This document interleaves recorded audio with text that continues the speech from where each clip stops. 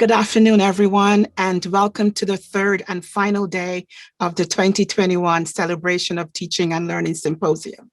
My name is Michelle Hall, and I direct the Medical Center Programs and Services at the Center for Teaching and Learning. Over the past 2 days, Columbia instructors shared how they reimagined their courses to meet the challenges teaching during the pandemic. With constraints such as losing access to physical spaces, engaging anxious students, and learning new technologies, faculty were forced to think creatively, solve problems, and innovate. We're learning that their efforts have resulted in new and effective ways to teach to engage students and help them learn. For STEM and clinical instructors who teach courses considered more hands-on, collaborative, and experiential, remote learning has presented particular challenges. So on today's panel, we will continue the conversation and discuss engaging students in lab or simulation classes, adapting to hybrid and online teaching. It is my pleasure to welcome Dr. Beth Barron from the Vagelos College of Physicians and Surgeons and Dr. Yevgeniy Yesilevskiy from the School of Engineering and Applied Sciences. Their experiences will show that online and hybrid lab and simulation-based courses can be successful with proper pedagogy and resources that are well within the reach of our instructors. First, we'll watch pre-recorded presentations from our guests, and after that, we'll move into the Q&A part of the program. I encourage you to post questions for the panel while the presentations are playing by clicking on the Q&A button. If your question is for a particular panelist, please specify their name. And after the presentations, we'll try to get to as many of your questions as possible. First up, we have Dr. Beth Barron. Beth is an associate professor of medicine at the Vagelos College of Physicians and Surgeons.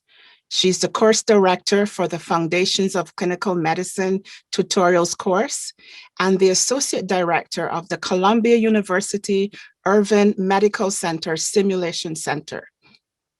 Dr. Barron is also a practicing internal physician. We're happy to have her today. Let's take a look at Dr. Barron's presentation.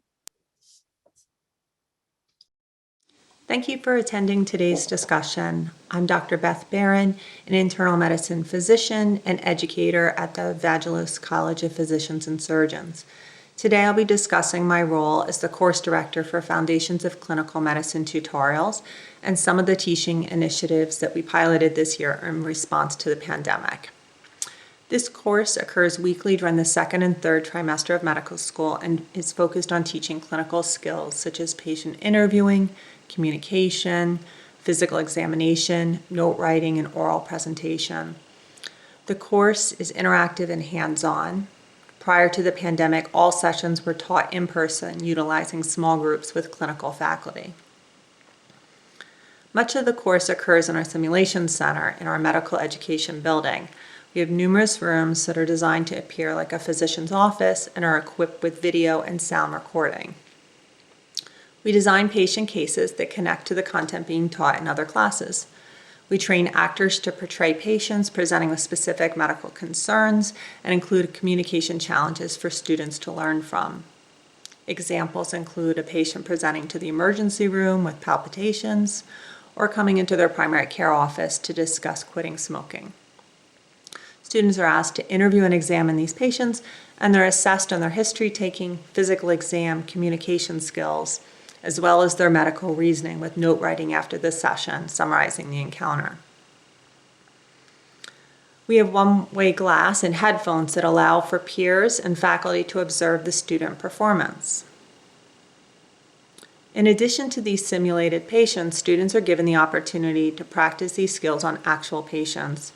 Patients volunteer to participate in this activity, and students are brought to the hospital bedside with faculty members to practice their clinical skills.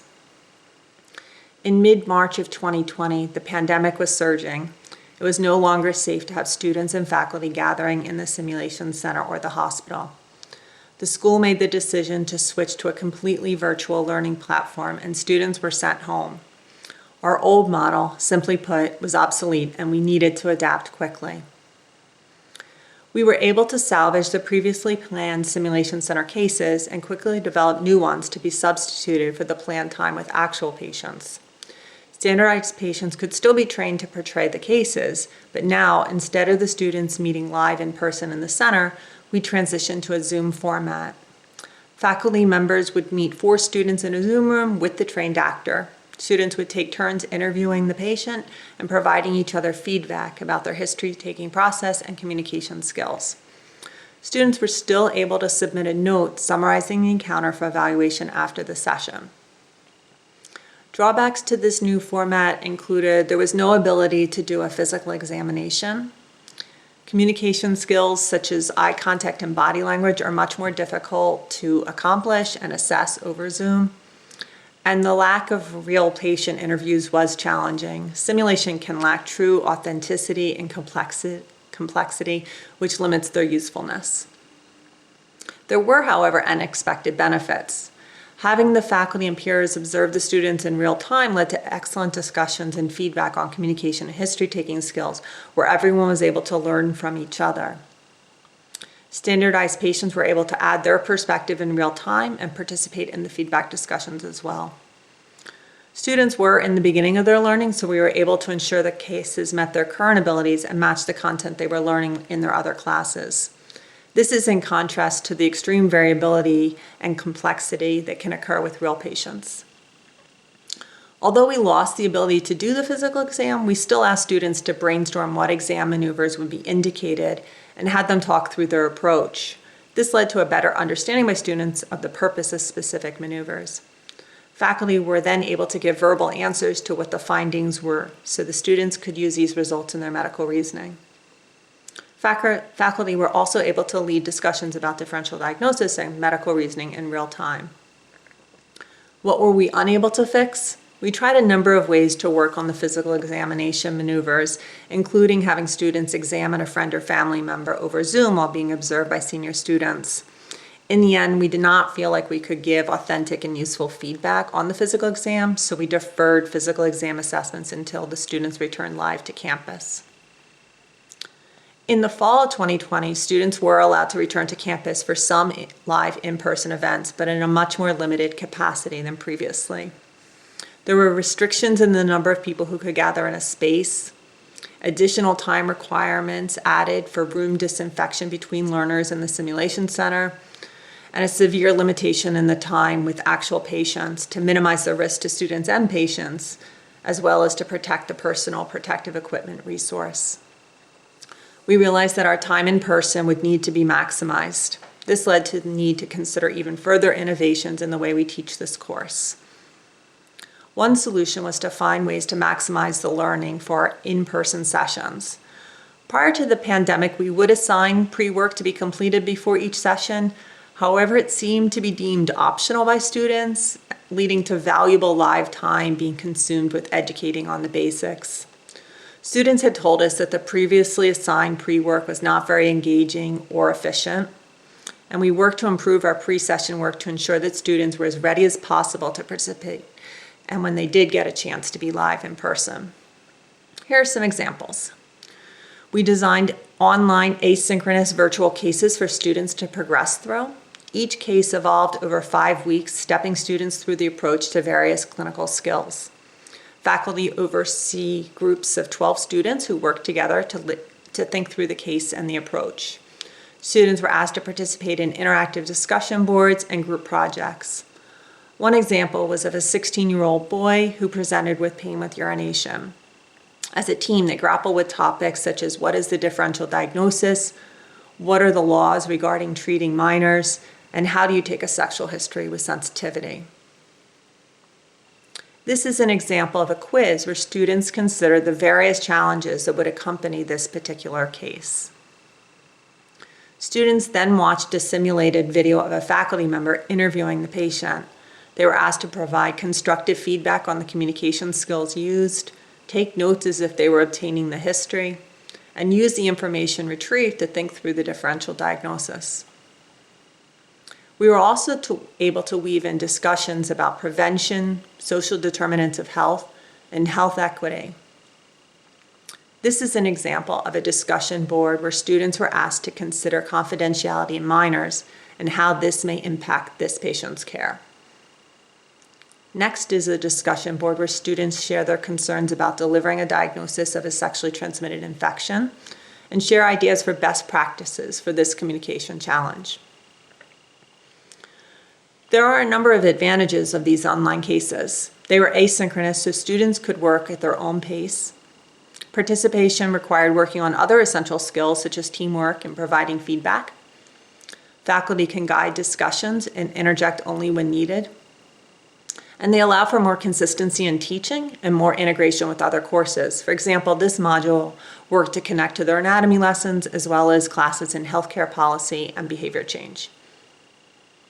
What lessons were learned? Having a synchronous component where the students and faculty could engage and review the lessons for the week would have been valuable. It's important to ensure that the cases progress in complexity as they move through them. Students want new and more difficult challenges as they're progressing through our curriculum. Next, we'll discuss our online physical exam pre-work. Early in the curriculum, students need to learn the basic physical exam maneuvers. There are a number of online resources currently available, but there's issues with consistency, ensuring that they're up to date and reflect current best practices, and many of these are overly detailed and complex, leading to a lack of engagement for our students. We decided to focus our modules on the skills and knowledge necessary for early learners.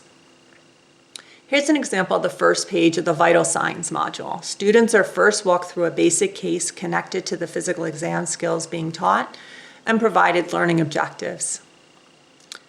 Next, they're directed to watch short videos highlighting each specific maneuver.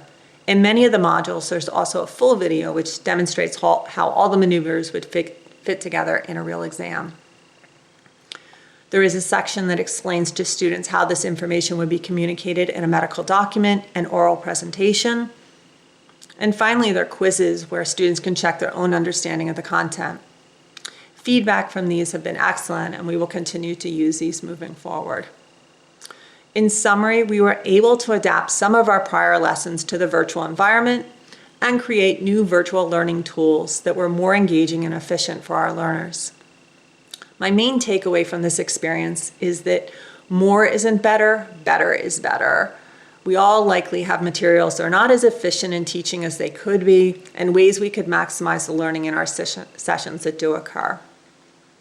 So thank you for listening, and I hope this will help inspire you to think of ways to adapt your own teaching.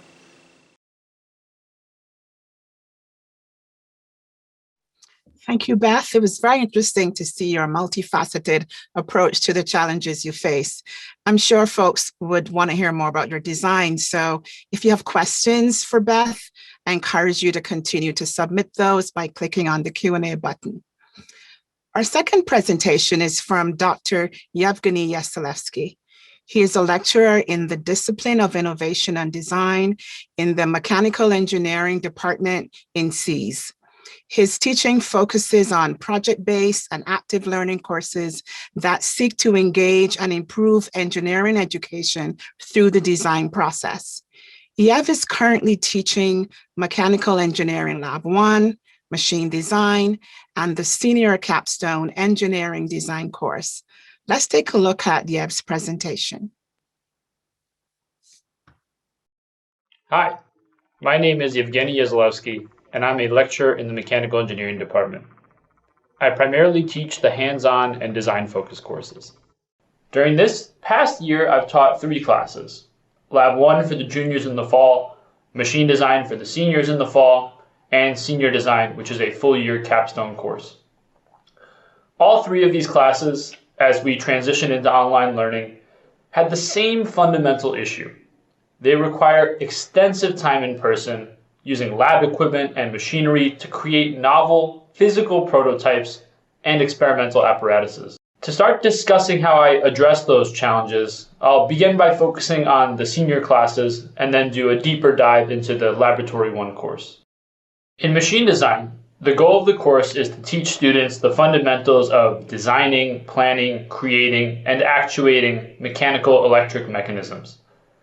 Each week, students learn a fundamental topic from how motors work to how to choose gears or how to read from sensors. The goal is for students to understand the techniques that lead to design of the types of sophisticated machinery that mechanical engineers handle. To get them there, the theory that they learn in class runs along a semester-long team project where students take those concepts and incorporate them into a self-designed motorized linkage. Their linkage is tasked with pressing pre-located arcade buttons in sequence as quickly as possible. Last year, the project went smoothly. Students had many opportunities for creative designs, and they all took unique approaches to press buttons as quickly as possible. Doing a project on this scale during a pandemic seemed impossible.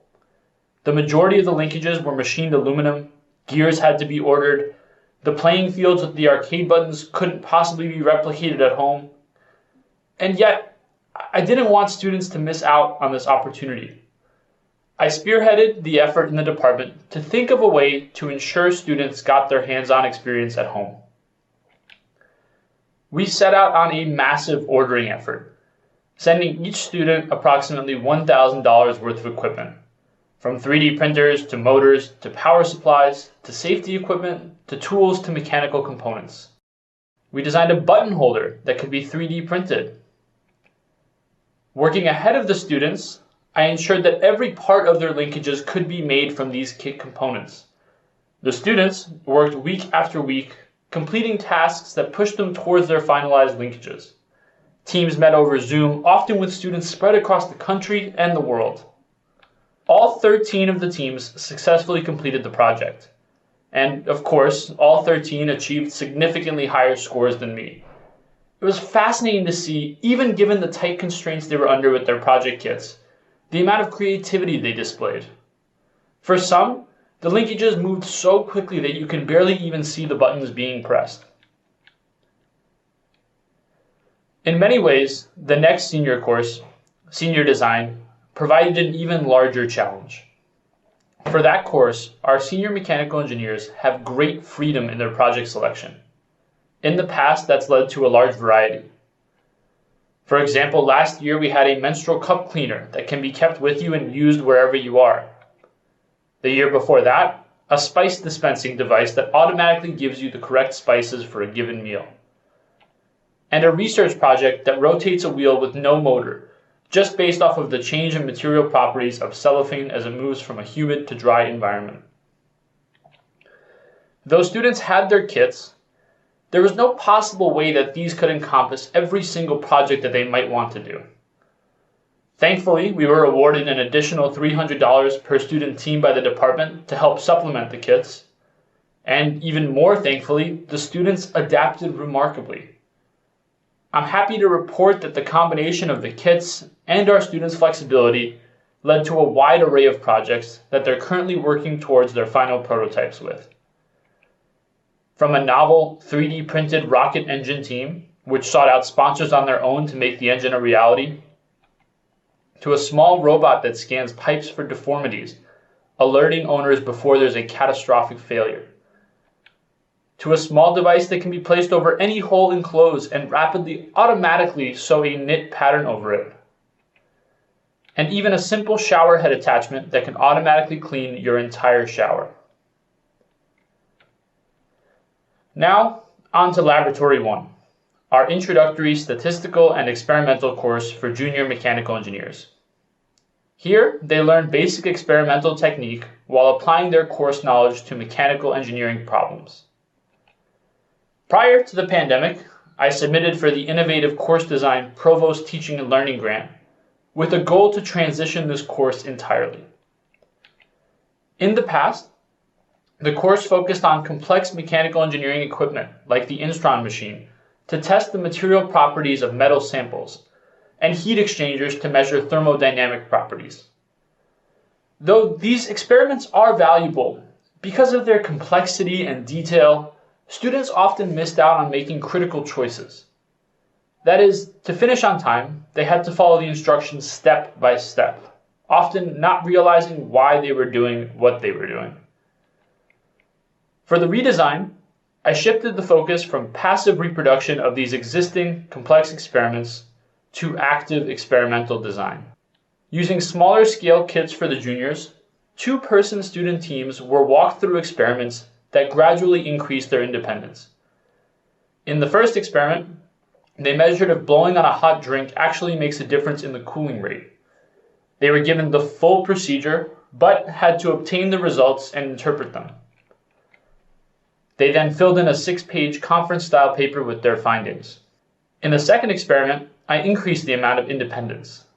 Students were tasked with finding how springy a cantilever beam is by measuring its free oscillation time.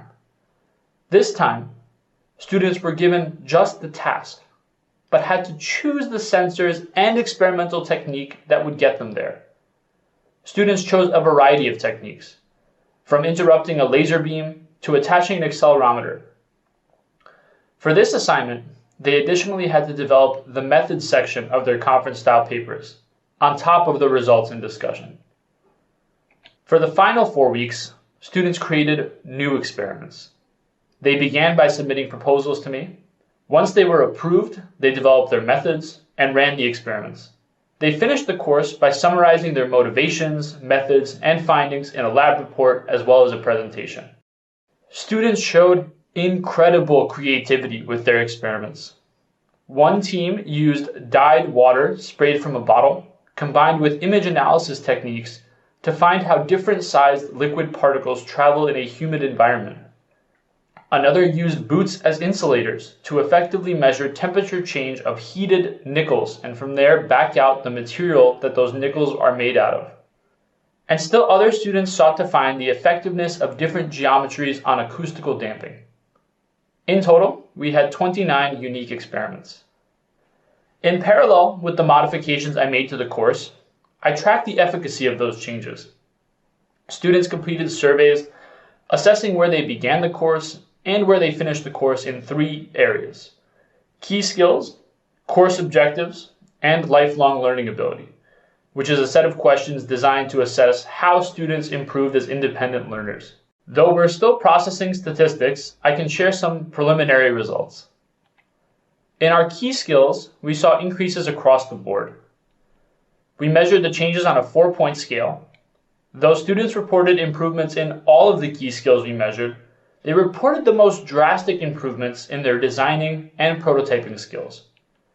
We also saw a marked increase in their confidence as engineers. Among the course objectives, we saw a similar trend. Pulling aside some key results, we saw an improvement in their ability to identify and formulate mechanical engineering problems, to conduct background research and test their hypotheses, as well as to design and build experimental apparatuses for testing. And for the lifelong learning ability question set, which again measures their progression as independent thinkers, we saw improvement in multiple areas. Students reported an improvement in their ability to impose meaning upon what others see as disorder, to deal with the unexpected and solve problems. They noted that they felt more like self-directed learners and had an increase in their love of learning for its own sake. This past year provided immense challenges. As we transitioned to online modalities, as a department, we decided that hands-on, design-focused work was irreplaceable. The kits that we sent to students, combined with a redesign of our courses to work functionally with them, made the best of a potentially dark period in our students' education. Our preliminary statistical analysis shows that these techniques were effective in helping our students continue to grow. I look forward to taking the lessons learned from this work and implementing pieces into my classes when we return to campus. Thank you. Thank you both for those presentations. Please keep your questions coming. I'm sure you have some questions for Yev as well. I'm really impressed with the creative approaches that you both adopted, from sending your lab home to your students, Yev, and Beth taking advantage of various online technologies to simulate in-person experiences. I see lots of questions coming in, but let's begin with one of mine. Your courses typically rely on access to physical spaces and materials and objects, and in some cases, people, that were not available to you during the pandemic. And so in your redesigns, you made some significant shifts away from the well-established forms for these types of courses. So I guess my question is, what strategies did you use to manage your students' expectations? Beth, why don't you go first?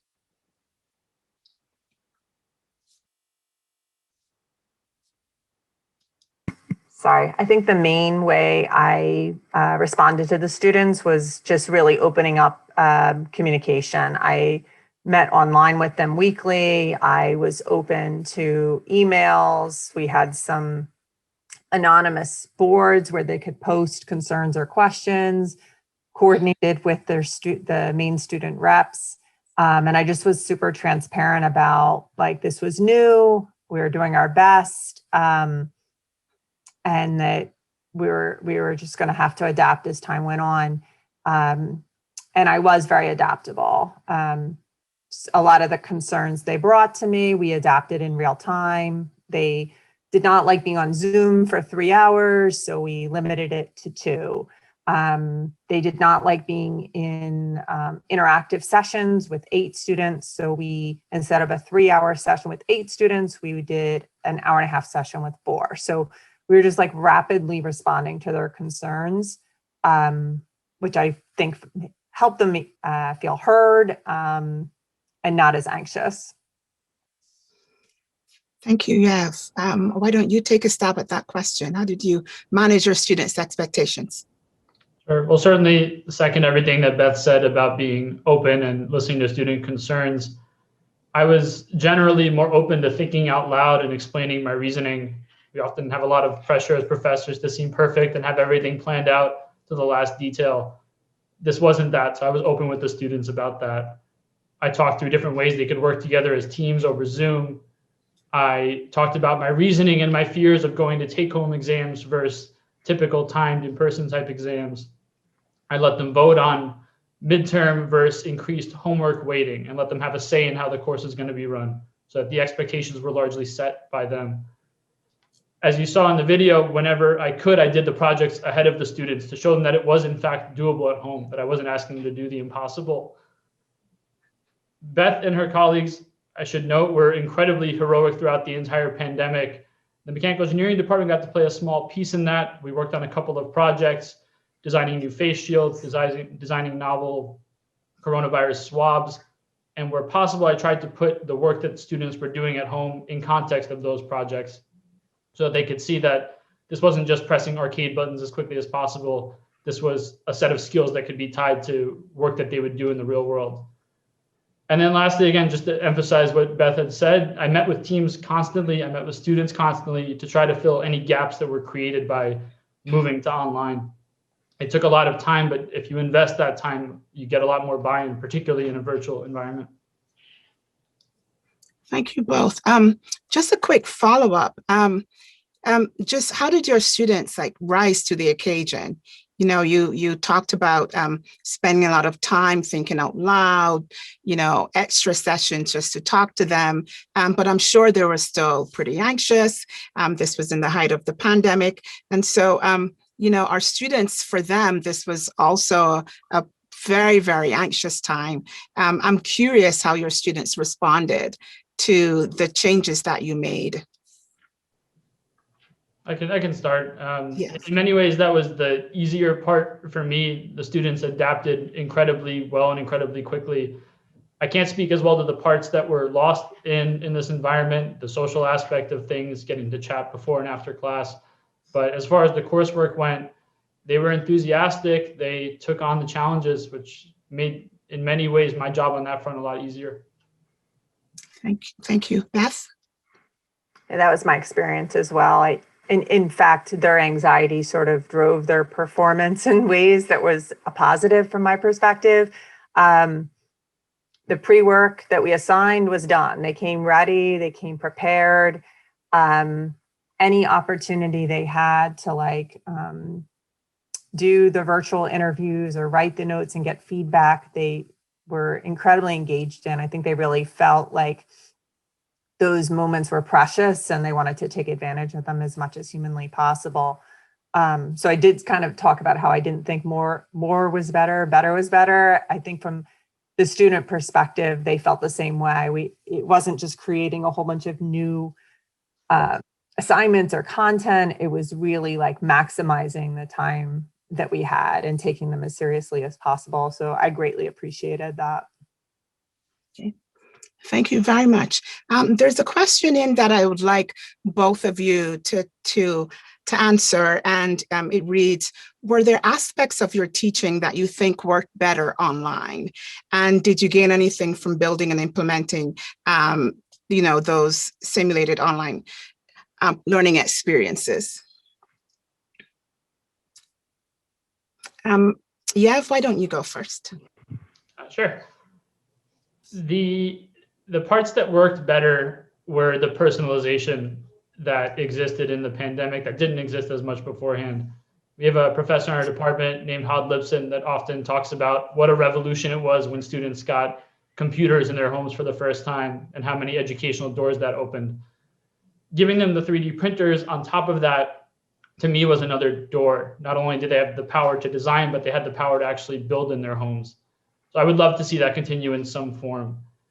Aside from that, there were so many extenuating circumstances that almost in every part of my classes, I had to get rid of any rigid blocks that I had set up for myself in the past. I had to adapt a ton to each student's particular circumstance.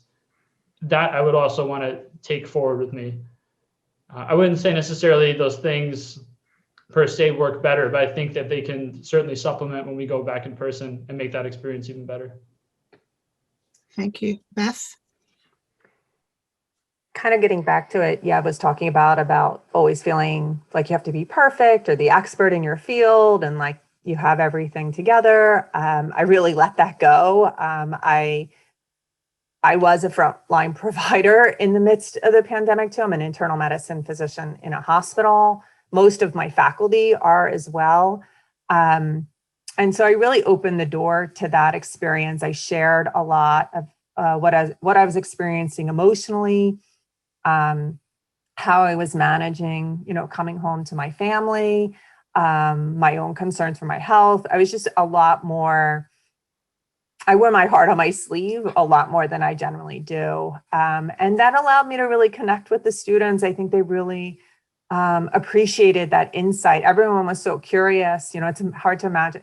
I cannot believe it's a year now. It's like kind of feeling a little emotional for me today, but everyone wanted to know what was going on. How are people experiencing it? What will it mean for me when I'm a physician? And so, really opening my heart to them and letting them see me as a real person and not as the perfect instructor, I think was beneficial for both of us. So I don't want to let that go. I want to keep that relationship, more of a peer relationship than a expert. Thank you. It's really interesting that you both talk about letting go of feeling like you have to be the one who knows it all the time and being a lot more comfortable and letting students into your design process and even your own anxieties. And I'm sure what I'm hearing you say is that the students trusted you more. There are a couple of other really great questions here. And this one I want to pose to both of you. I wonder, how did assessment change for you, if it did at all, in the online remote setting? And you can talk about that from either your formative or summative assessments. Yev, please go first. Well, as a practical matter, I couldn't see their physical devices. So all of that grading happened over video, which wasn't the biggest change. It just meant an extra step for the students. The most transformative change I had, as I alluded to, is I switched from timed in-person exams to take-home exams. That, I would say, was one of the main benefits of the pandemic, was that it gave me time to stop and think about why I was doing what I was doing. Was it because I was in the habit of doing it, or was it actually valuable? And on that front, it's just rare that students will ever have this tight time constraint where they don't have access to materials. That pressure is not reflective of what it's like in the real world. They have time to think through problems. and switching to take-home exams allowed me to give them that time. Thank you. Beth, what about your assessments? For me, it was important that the assessments stayed the same, both from my perspective and the student's perspective. I'm preparing students to function in a clinical environment. After they leave my course, they work in hospitals and they function as part of a team. So the end goal was the same to me, that they had to be able to do the clinical skills in a competent way. And in some ways, keeping the assessments the same, I think made all of us feel a little more comfortable. In the end, the teaching methods changed, but I was still able to tell them that they were meeting the marks that they needed to meet in order to progress to the next level. So frankly, moving them from our students transfer in December to January into the clinical environment, I felt really comfortable despite the crazy year. And I really tried to voice that to them as they were leaving me in December too, that I felt confident that they were able to do the work. And that's been what I've received from the clinicians that are evaluating the students in their first clinical rotation, that it's almost a seamless transition, that they're functioning as well as in any other prior year. So yeah, the assessments were always important to me. They meant something to me, that they were able to do the work, and I wanted to keep that the same. It's really encouraging to hear that these experiential based classes, these hands-on classes, can still be highly effective in an online setting. And so, a lot of what I have read leading up to this was that was the greatest fear for educators across the country. Like, how are we going to be able to do these classes? So I commend the both of you. Beth, there are some questions here for you about how you were able to create those animated videos. Did you do them yourself? Did you get help? So could you tell us a little bit about that work? They were really impressive. Yeah, they're beautiful. I love them. I'm so excited about them. As it was alluded, I also received a very generous Provost grant this time last year as well. So before even the pandemic hit, I was pretty aware that our pre-work and our online materials were rusty. Some of them were videos that were 20 years old, honestly. So I benefited greatly from CTL's help in thinking through what software to use, what to invest in. I used the money to purchase the software, as well as hire senior students to participate in creating these initiatives. I attended every CTL offering, and I highly advise all of you to as well. They're experts in their field. I think it's more of a problem from my perspective. Like, you are educators, probably in the other schools in VPNS, we're just doctors. I literally tease all the time. Like, I've literally maybe I went to a conference once on how to be a teacher, but to be a physician educator, you basically just decide you like teaching. And so I lack the background, the skills and knowledge to kind of enact this. So I go to everything CTL offers, and I bother them quite a bit, honestly. So I don't know how much more work Michelle and her team can take on, but they're a huge resource, and definitely take advantage of them. Thank you, Beth. We can take on as much as you can send our way. Perfect. I have another question for the both of you, and it's a great question. It's also one that I had myself.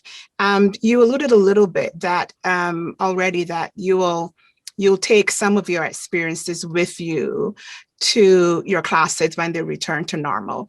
But I wonder if you could be a little bit more specific with which of those tactics, which of those strategies you will implement when you go back to your labs and your sim centers.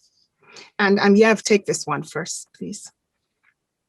Like I said, I'd like to keep the personalization aspect, so being much more open to modifying things on the fly for a given student, given their circumstance.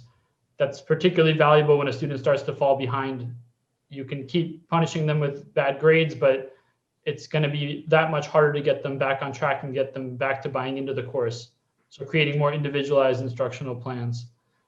I'd like to keep as much of their prototyping at home for the low fidelity prototyping portion. That is for their proof of concept type designs. That's not something they necessarily need to put hours in the machine shop into doing. So it'd be great if they still had the printers at home. Aside from that, I would also want to keep the take-home exams even outside of pandemic constraints. Like I said, it's just much more reflective of the way that they actually get assessed in the real world. So I think that'll be something I keep as well. The parts that aren't quite as ideal online that I would like to mix back into all this, though, is interactivity in a full lecture is just harder online. It's harder to get students to answer questions. It's harder to get them to work on things in class. They might not have a printer, so they can't write on the particular problem that you have. I would like to mix in that interactivity and that much more back and forth of a class along with those changes. Thank you. Beth, what are you transferring into your face-to-face class when that happens soon?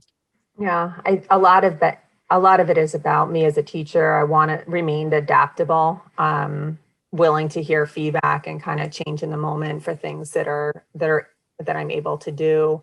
I want to be seen as an ally, a resource, a peer, someone that they can bring issues and concerns to. It's been an extremely stressful year. And so I really would echo what Yev said as well, like being aware of the individual students and their individual struggles and being willing to be adaptable and help them get to where they need to get to. That those are good skills for educators to have. I'm going to keep all my new pre-work. I'm going to keep expanding it. I hope to keep myself honest about like reassessing the course every year, like what's really not efficient, what is not necessary, what's just being done because I've always done it, as Yev said, and where are there opportunities to make some improvements. Okay, thank you very much. Yev, we have some questions for you, and someone is really curious about the support you receive from your department into making your lab remote, and like, how did you go about getting that support, and how did you ensure that every student received what they needed? Seems like quite a big effort to coordinate. Yeah, I looked up the first email I sent about it the other day, and I think I first asked about the possibility of sending kits in May, and we didn't get approval until late August.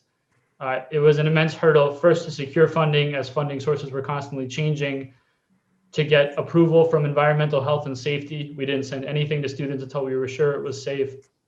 All of those took weeks and weeks and weeks. It required coordination among all the professors that were teaching hands-on classes. It wasn't just me.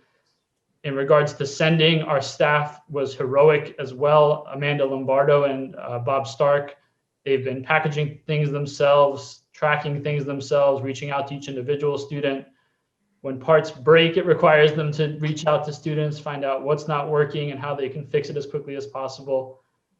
I wish I had a better answer than it was just an immense amount of time, but that's really what it took above all else. The other part of the question was about sort of instructional support and a bit of course design, right? And I'll second what Beth said about working with CTL. They've been incredibly helpful. Particularly for me, the part that I was weaker on was assessment. I didn't really know the right way to ask a lot of the questions in a way that would get honest responses and usable responses. And they helped quite a bit. Michael Tarnow, John Fu, Melissa Wright, and Jesse Orland helped with survey design, helped with just talking over course modifications and if the changes we were making made sense for the goals. So they were quite a bit helpful in conceptualizing everything. Thank you very much. Beth, your class, I believe, is probably around 200 students, and you mentioned that you work with a number of faculty, maybe up to 12 faculty, because your students are placed into groups. And there's a question where we're wondering how you were able to what strategies did you use to work with your faculty to ensure that there was, some consistent instruction? Yeah, and I guess that's something else that I've maintained since this change too. I have a lot of contact with my faculty now. So basically I use the OneDrive platform to house folders where I have the faculty materials they need to teach in a particular session. So it gives them instructions. There's generally like a PowerPoint in there and additional resources. And they also have a folder that shows like what resources the students have been asked to do and prepare for the session. And I also hold online workshops, an hour workshop before each new session. And I tape those in case someone can't attend, that they can watch it later. But yeah, I've been, all my faculty have my cell phone. I'm constantly troubleshooting for them. I've become almost an IT expert too. Like, everyone was nervous about how to use Zoom and breakout rooms and all of this. And so like, unfortunately, I have to be the person who knows how to make all these things happen and work. So yeah, I've been a lot more accessible to my faculty as well. Okay, thank you. Let's continue with a few more questions. One question for you, Yev. I know you talked about providing more personalized support for students. And so I'm wondering if you can give an example of like what that would look like. Like, was it personalized test questions, or was it just personalized support? Could you tell us a little bit more about that strategy? Sure. So it was less so on the test question front. It was important to me that the tests still took about the amount of time they would have taken in class. They were burdened with enough extra things. I didn't want to add more just because they had more time to do it. The projects, though, each one is unique. There's not much constraint in how they take on the problem. They have a limit in the number of parts they have, which often necessitates roughly a similar structure. But the personalized part was making each of their designs work and answering all the questions that arose with each design. Another portion of that personalization is, it was quite frequent that you would have a student miss time for a week or 2 weeks because something would arise. And a lot of the personalization on those fronts was meeting with that student, however many hours it took to get them back on board. The other last piece of it is things that in person I could perhaps just point at a wire and move it. It just takes longer over remote. So sessions, for example, to help students troubleshoot issues with their printers or wiring or motors, that again was personalized to that individual student, took quite a bit of time, but again, was worthwhile. It was the only way to really do it in this environment. Okay, so it's really about patience and compassion, and just remember to be there for your students. Great. Beth, there's a great question here for you. I mean, you mentioned that you were a frontline provider during the pandemic, at the height of it here in New York City, and you were obviously under quite a bit of stress, and you still managed to redesign this incredible course and support your many faculty. So what tips do you have for other instructors under stress? Oh boy.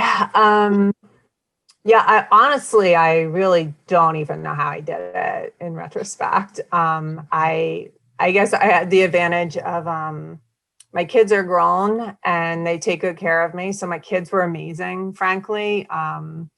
They cooked for me, they cleaned for me. They really were amazing. I have 2 dogs who are now I've decided are my emotional support animals. So I think you just have to take care of yourself. I went for long walks with them every day. I still do that every day now. I carve time out for myself every day. And I let people help me. I let my kids help me. The senior students stepped up to the plate. A lot of them got sidelined. So when the pandemic really hit, we pulled the students out of the clinical environment. It was just, it was too much. for them to be there. Both, we didn't have enough personal protective equipment, and it probably was just not a safe environment. And so many senior students reached out to me. And I said yes to anyone who asked me to help. I put one senior student in charge of all the senior students and let them sort of like fill in and help wherever they could be. So yeah, I let people help me. I never say no to help. And I definitely take care of myself as much as I can. And my motto is don't make perfect the enemy of good. And I live that and breathe that every day. It was good enough. Every day was good enough. It wasn't perfect. It wasn't exactly what I wanted the students to be doing. There were limitations, but it was good enough. And we just kept moving forward. Thank you. But thank you for asking that. You're welcome. I think it's really important as instructors to remember that self-care is really the key to getting through stressful periods. And but I also heard you say something about, the way how you trusted the students. You gave them responsibility. And so recognizing that they are training to be professionals, and you give them opportunity to step up. So I think those are both two really interesting responses. I'm wondering if Yev wants to respond to that one as well. It was pretty stressful thinking about those kids, getting those sent out to students. I also have a dog, so I think that's great advice. Get a dog, take them on walks and pet them whenever you're feeling stressed. But for me, it was just breaking things up into smaller tasks and doing things one at a time. Whenever I thought about the big picture or a kit not arriving for a student in Saudi Arabia, it freaked me out, and coordinating that stressed me out for sure. So I tried to really focus on manageable chunks best I could. And again, I can't emphasize enough, get a dog. Got to get a dog. Thank you. Get a dog. I think that's probably going to be our key takeaway. You've talked a lot, both of you, about how much you've, about being adaptable and agile and so on. And but I wonder if you could just think a little bit more about this year. It's been quite transformational. We've heard stories from our other panelists that are quite similar to yours, the heroic efforts of being through to learn a lot more about how to be an effective teacher. And I wonder if you can, reflecting on the period before the pandemic to today, what would you say are the main ways that you have developed as a teacher? Yev? Yeah, I sorry to keep harping on the same sort of idea, but it is the flexibility above all else that I can more willingly on the fly deviate. There was at least one homework assignment where students had quite a bit going on. I was sensing from their attendance, their participation, that things were worse that week. So I dropped that homework assignment. It wasn't something I would have really considered doing beforehand. I made sure it was something that was still covered in the projects that they still got to see in other places. But again, I thought about what this assessment tool was doing for me, what the value was for the students. And in that moment, it just didn't seem particularly as valuable. Thank you. Beth? Just trusting the students. When they told me something was too much or too hard, I listened to them. And I think being more curious too, instead of like being annoyed or frustrated if students aren't turning things on time or missing class. I changed that frustration to curiosity and worry. I had a lot of worry I have a lot of worry about everyone still. Like, how is everyone doing? Like, I know how stressed I am. How stressed are they? What's going on in their life? And that curiosity and empathy led to a lot of, really open discussions with students that some things I was able to help with, some things I was able to adapt to. Sometimes I was directing students to other resources so that they could get the help they needed. but at least the door was open so that they could bring concerns to me in a rapid time period. I would say I stalked them a lot more than I normally do too. So we opened up these open office hours for people to drop in and talk to us if they wanted to. Those were very underutilized.